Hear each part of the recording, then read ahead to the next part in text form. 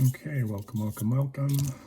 Aaron Clark here. This is another 30-minute painting video. I'm not sure if I'm going to finish these miniatures that I have on my desk in 30 minutes, but I'm going to give it a shot.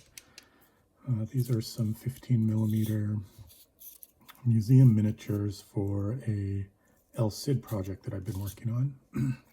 And the project kind of stalled out on my workbench here for 4, 5, 6 months, and these are sort of the last miniatures that I have to finish painting. There's maybe 48 bow, 16 spear, and half a dozen cavalry. I've done the Spanish. These are the Andalusians. At least that's how I pronounce it. It's probably wrong. And for those of you that maybe have seen some of my other 30-minute painting videos, they are all about, well, they have been about painting old school D&D miniatures. So this is a different style of painting, different type of painting, army kind of painting. I thought it might be interesting to demo at least 30 minutes kind of what this looks like. If you're interested in painting armies, smaller scale armies like 15mm, these types of techniques work for 25s, 10s. 10's probably a slightly different technique. Maybe I'll demo that another time. So what I'm doing here is just laying down the base ground color. And this is going to change a little bit in how I eventually base these miniatures. But this saves me the trouble of trying to paint the ground once I base the miniatures and trying to paint around their boots and whatnot. That can always be a little bit sloppy. You can slop brown paint onto your finished models. You can see here I'm not being very careful with this. I'm just sort of slopping the paint in on the ground there. I'm not worrying too much about what's going on with the boots or trousers or anything like that. You probably also see that I have these miniatures based on a strip of cardboard, and this lets me handle a bunch of miniatures at once and hold them in a common position so I can lay the paint down with kind of common strokes or kind of positions, of kind of common positioning of my brush. And this makes things really fast. I don't have to pick up and put down a miniature every time I do a portion of the color, like let's say I'm painting in blue trousers or something like that, and I wouldn't have to pick up and put down the miniature every time I wanted to add a little bit after I had finished painting the blue trousers on miniatures 1. Here I can just paint trousers, paint trousers, paint trousers, paint trousers, flip it over, paint trousers, paint trousers. Okay, so I'm working, trying to work quickly here. I've got 2 of these strips. I've got 16 models. And again, my challenge here is to see how far I can get in 30 minutes. Will I be able to finish them in 30 minutes? Gosh, I don't know. That would be pretty good. Using a fairly large brush here, a number 4. Kind of this sort of a synthetic craft brush that I picked up on some lousy Facebook sale. I'm not a fan of the Facebook sales. I've been taken a couple of times because I'm sort of an idiot. But, you know, it's always the hassle of going in, opening a dispute with PayPal or whomever you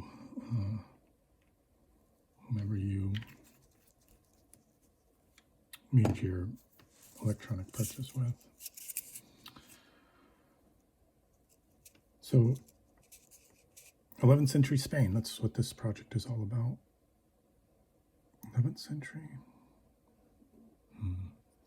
El Cid, 1067.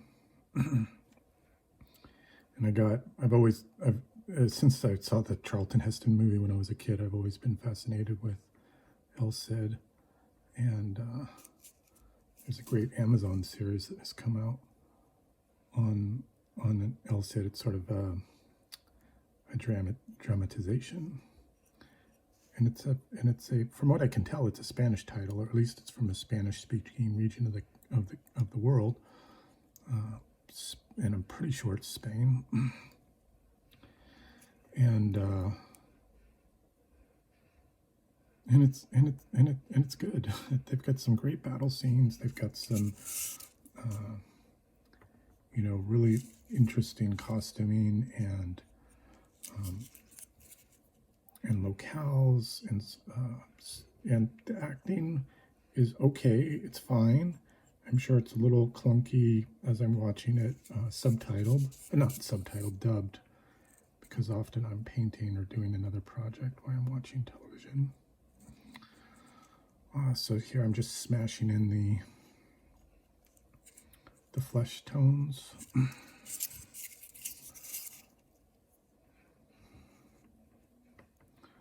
Same type of trick, just holding the strip of models in common position, holding my brush in a common position so I can go in and hit those common areas.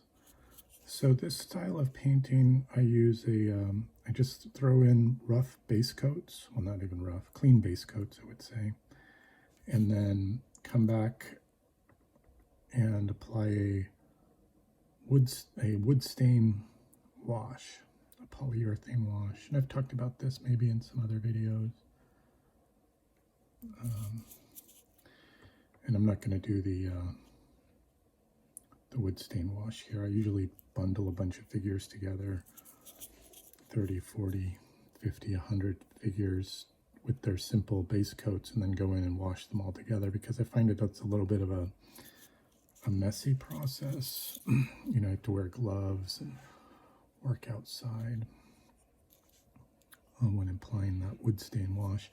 And there are other products. There are less messy, I guess you could say, products out there. Army Painter does one, which is called their, what do they call it?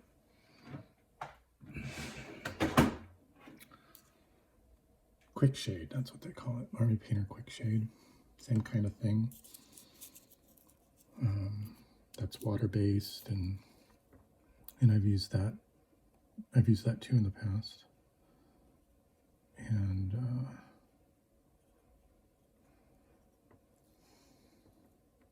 yeah, it's fine. I don't know why I'm so stuck on the wood stain. Actually, I know why I'm stuck on the wood stain. Because it's a polyurethane wood stain. It gives a nice hard finish, a sealing to the models. All right, so I've done the ground cover, I've done the flesh, and now I'm going to go in and work up some of the other details. And I think what I'm going to do is, I've got a couple of references here that I'm looking at. I don't know if anybody can see these if I were to show them. Oh yeah, a couple of references that I'm looking at for inspiration. And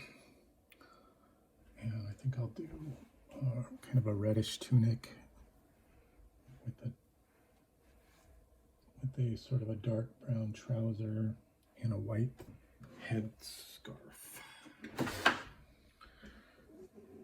Belt. Okay, cool. So I need sort of a reddish color.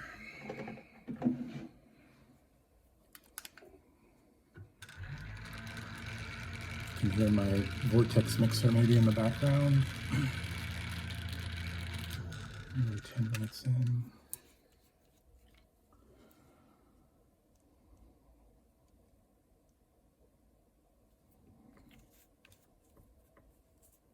Going for some old school polyester paints. I love that stuff. Normally reserve it for my old school fantasy figures, but I like this red color a lot.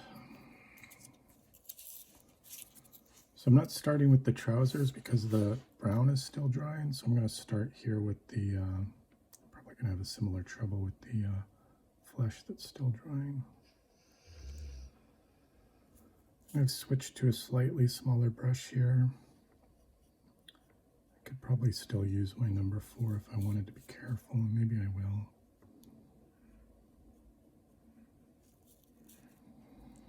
This is a number 2. You can see I've kind of got my paints a bit thinned down.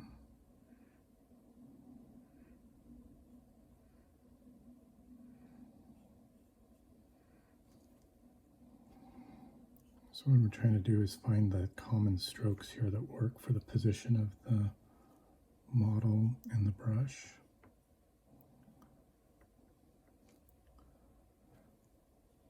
Because it's fastest if you can just do, again, one position of the brush, one position of the model.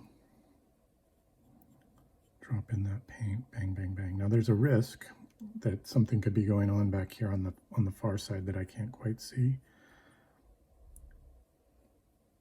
But I can always clean that up later if it did get goofed up. Especially when I'm laying down these early colors. I probably wouldn't want to do this when I was laying down like finishing detail.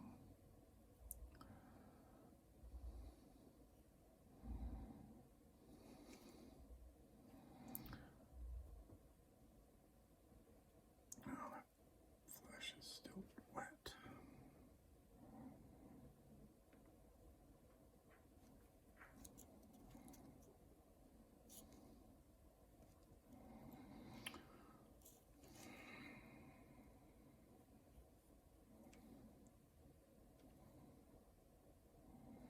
I'm painting kind of, I'm using thinned paint so that when, and white primer, so that when things dry,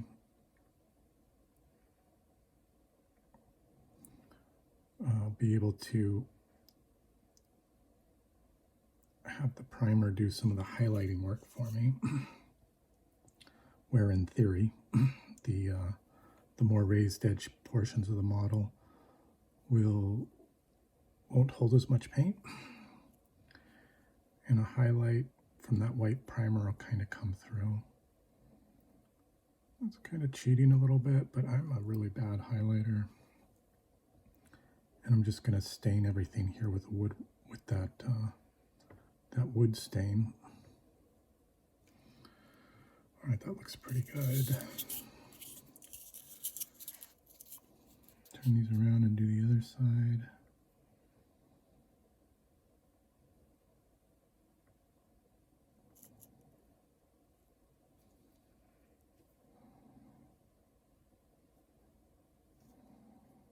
I want to be careful not to blob the paint in, you know, like just leave blobs of paint in there. And that's another reason why I'm painting with slightly thinned down paints,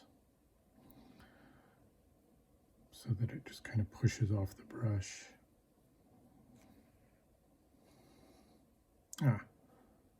So I had mentioned that this project had stalled out. I'd painted the Spanish Army. A lot of fun, and painted maybe more than half the Andalusians, the native Spanish, the native Moorish, no, the native Muslim Spanish, and then the project stalled, and my buddy Peter, 144 Artists, pointed me back again to On Tabletop, which is a blog out of, no, a web page out of the UK. I don't know a lot about the web page. I do know that they have a lot of community forums and a lot of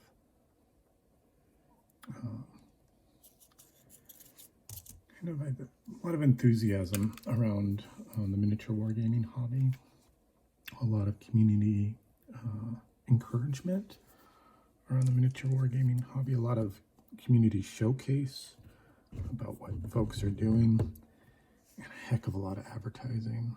And every time I go to that webpage, I sort of get lost in the advertising. I'm like, gosh. But my buddy Peter, 144 Artists, he's been on that page for many years and kind of participating in a lot of the community efforts and initiatives and inspiration and all that kind of stuff. And he writes some very interesting blogs about his painting that he's doing, even like tutorials and tips and tricks. And Peter is one of the guys that I learned how to paint miniatures from in 1980 something.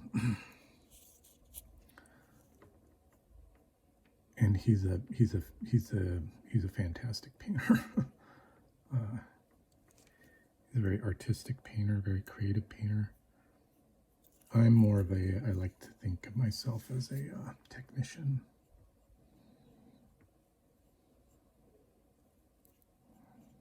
Oops, I missed some flesh there.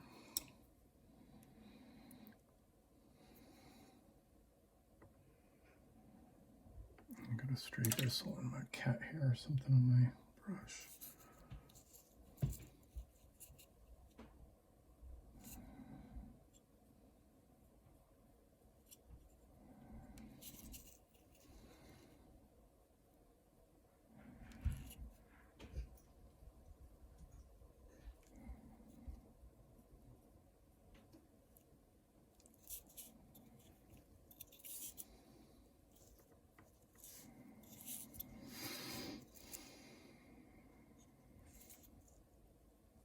Oh, these miniatures are museum miniatures. They're slightly larger on the for 15 millimeter, in the 15 millimeter scale. They're probably closer to 18s. But when I started this project, I was thinking, well, how do I want to build these three new armies possibly? And I didn't want to paint 6s or 10s, so I went with the museum miniatures that I had some in my collection in the past. Very nice, very large, very nice detail, easier to paint.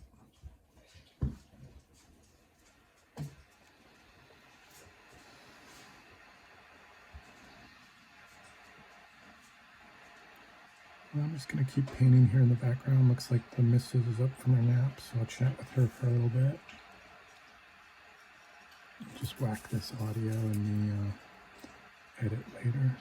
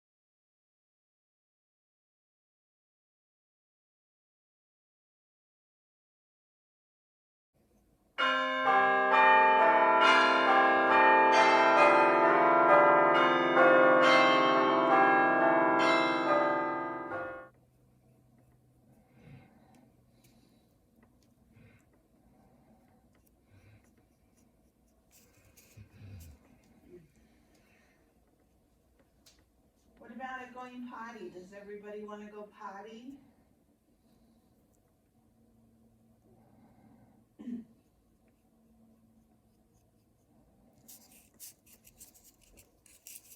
do you think, man?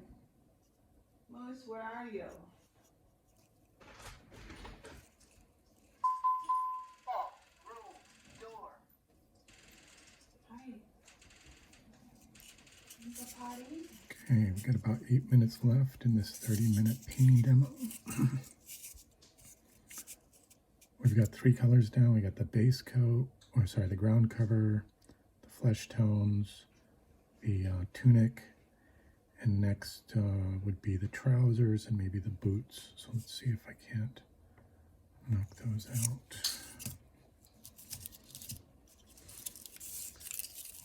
Preview, whoops, little group show and tell about what we've done so far. Yeah.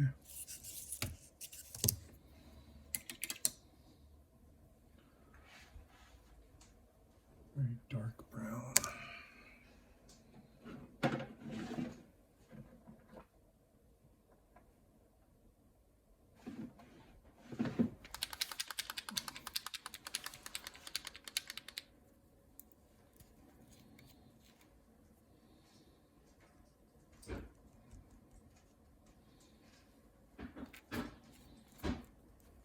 I got a very dark brown here for the trouser. And remember, I'm going to change the tone of my basing.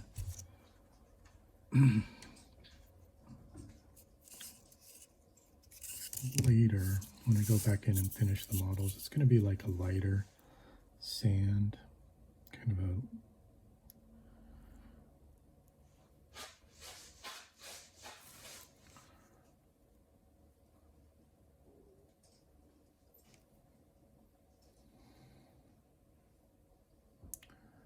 little more arid, I guess is the word I'm looking for.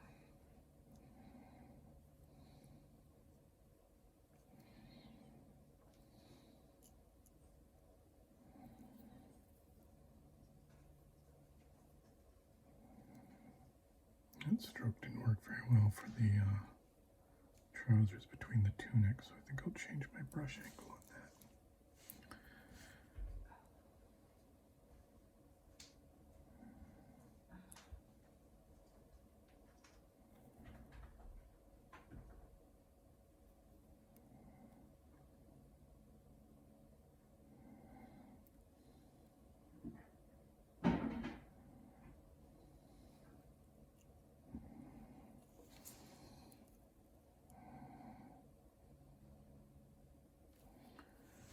Maybe not the best angle, maybe down is better.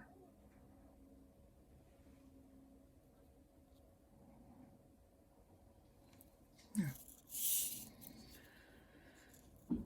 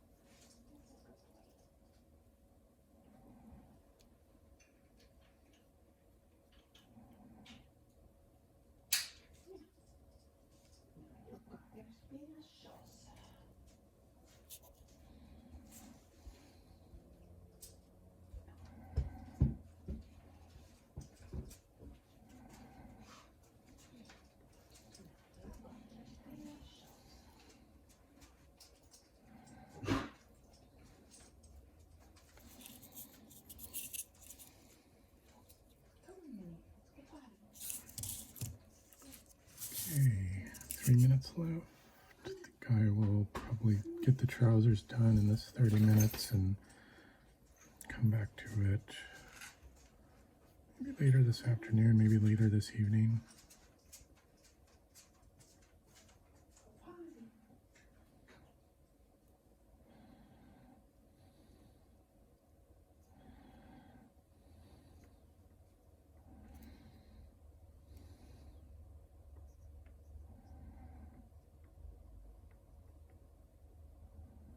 All right, so I was talking about on tabletop, and they're doing a spring cleaning project. So dig out those projects that have been languishing in storage on your workbench and knock them out. So that's what this is all about. Getting this spring cleaning project done and dusted. So I can have a couple of games with my armies for 11th century Spain. Do a little bit of research, some reading on the period rather than just watching the TV dramatization, but hey, you know, that's kind of fun too. That's really what inspired me to do this project, not any reading. But I did pick up a couple of books on the period so I could understand a little bit more about the history. And while I was a history major at university, I wouldn't say I'm a real historian when it comes to my historical wargaming. I'm more interested in the game. The game's the thing.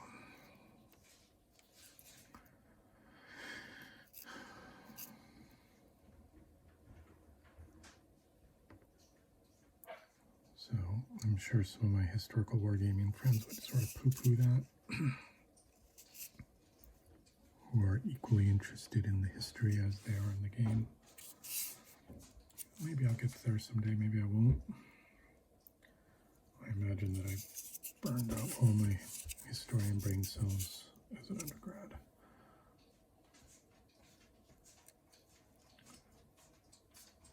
All right, well that's pretty good for 30 minutes of effort. I would say 16 models that are at least halfway done, maybe close to halfway done. A little hard to show all of them here. Yeah, that's a little better. Oh, got the tripod in the middle of the shot. Good times. All right. I won't probably post this video until these are finished, and I'll just add a couple of quick stills maybe on what's happening with the final efforts. Take it easy. Okay, another 30 minutes of effort here, maybe 45, but you can see now that the basic paint jobs for our Andalusian archers are complete. Our first 16, or rather 14 bowmen for this army project. And you can see that the white headscarves have been painted in, the boots have been added, the bow itself and the quiver have all been detailed out. Now remember, these miniatures are still fairly small, and the painting isn't perfect. It doesn't need to be perfect, because our final step to painting these models is going to be adding that polyurethane wood stain to bring out shadow and detail and smooth these transitions between the flesh, the jacket, the white headscarf, the belts. All of that stuff will be blended down and toned down by this wood stain, creating a nice bit of shadow and detail, and really kind of a simple, quick, fast painting technique. I should probably add another photo of what a finished model looks like with this wood stain, because I don't imagine I'll do video demos for each and every set of models that I paint here for this project.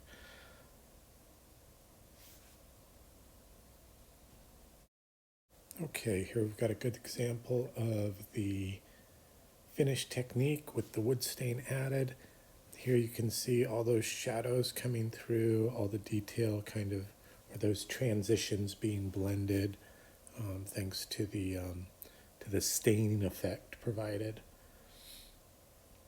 A couple of Spanish bow here and some Spanish spear, just to see sort of that final detail in its end result.